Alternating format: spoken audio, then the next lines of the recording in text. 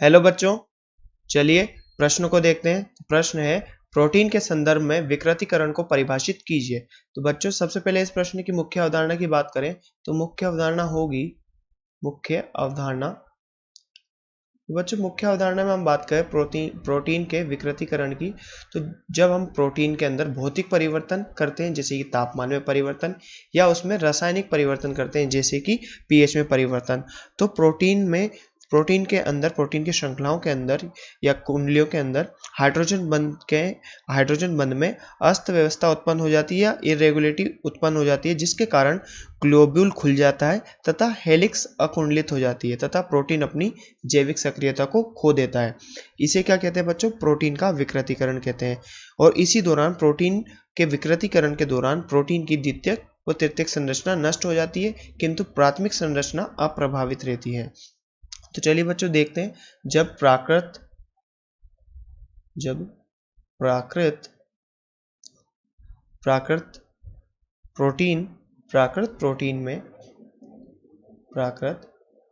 Protein में भौतिक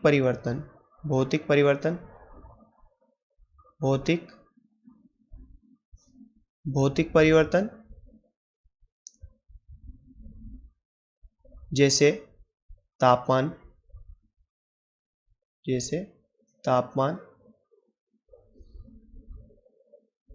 में और अथवा रासायनिक परिवर्तन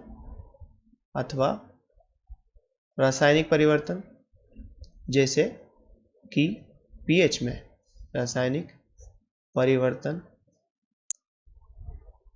जैसे पीएच में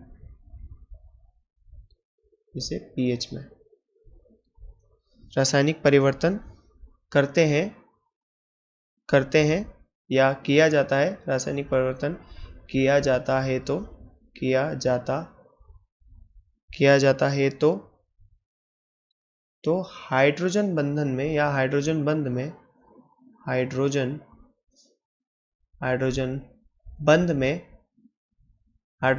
में अस्त व्यवस्था उत्पन्न हो जाती है। हाइड्रोजन बंधों में अस्त व्यवस्था उत्पन्न हो जाती है। तो बच्चों अस्त व्यवस्था उत्पन्न होने का कारण क्या होता है? उनका विकृतीकरण होने लग जाता है या उनकी कुंडलित संरचना अकुंडलित हो जाती है। तो उत्पन्न हो जाती है जिसके कारण क्या होता है बच्चों? जिसके कारण ग्लोब्यूल या गोलिका खुल जाती है, जिसके कारण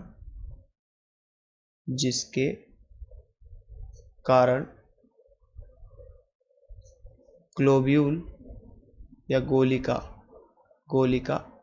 या ग्लोब्यूल खुल जाती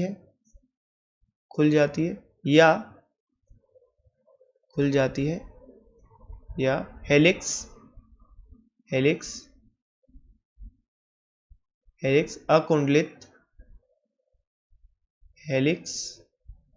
अकुंडलित हो जाती है।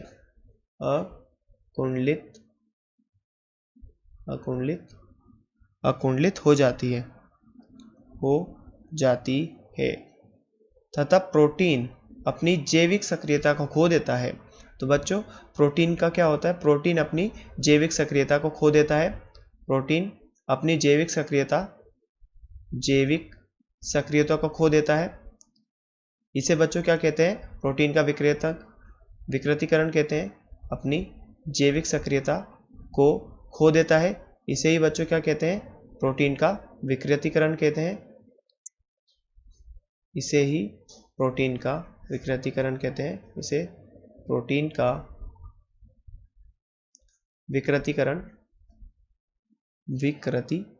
कहते हैं।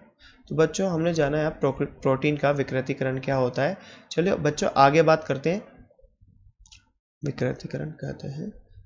तो बच्चों आगे बात करें तो विकृतीकरण के दौरान द्वितीयक तथा तृतीयक संरचना नष्ट हो जाती है। तो विकृतीकरण के दौरान इसके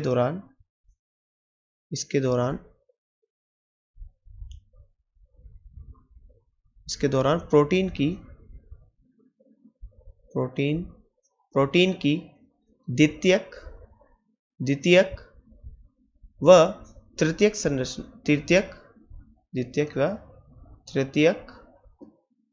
द्वितीयक व तृतीयक संरचनाएं नष्ट हो जाती है।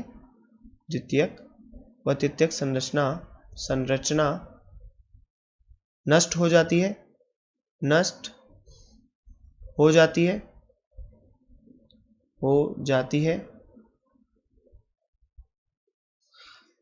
किंतु प्राथमिक संरचना अप्रभावित रहती है।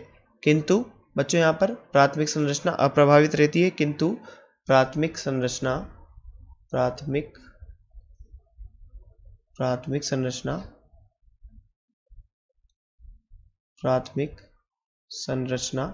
अप्रभावित रहती है। तो बच्चों प्राथमिक संरचना पर कोई प्रभाव नहीं पड़ता, परंतु द्वितीयक और तृतीयक संरचना नष्ट हो जाती है और प्राथमिक संरचना अप्रभावित रहती है। तो बच्चों इनके उदाहरणों की बात करें तो अंडे की सफेदी का स्कंदन एक भौतिक परिवर्तन के कारण होता है, जबकि दही के जमने का परिवर्तन एक रासायनिक परिवर्तन के कारण होता है। तो उदाहरण की बात करें, उदाहरण अंडे की सफेदी का स्कंदन, अंडे की सफेदी का स्कंदन तथा दही का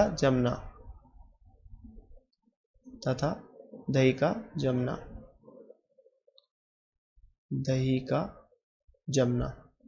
तो बच्चों जैसे कि हमसे प्रश्न में पूछा गया था कि प्रोटीन के संदर्भ में विकृतीकरण को परिभाषित कीजिए, तो हमने यहाँ पर प्रोटीन के विकृतीकरण को देखा और इसके कुछ उदाहरण देखे। आशा करते हैं आपको प्रश्न समझ में आया होगा। धन्यवाद।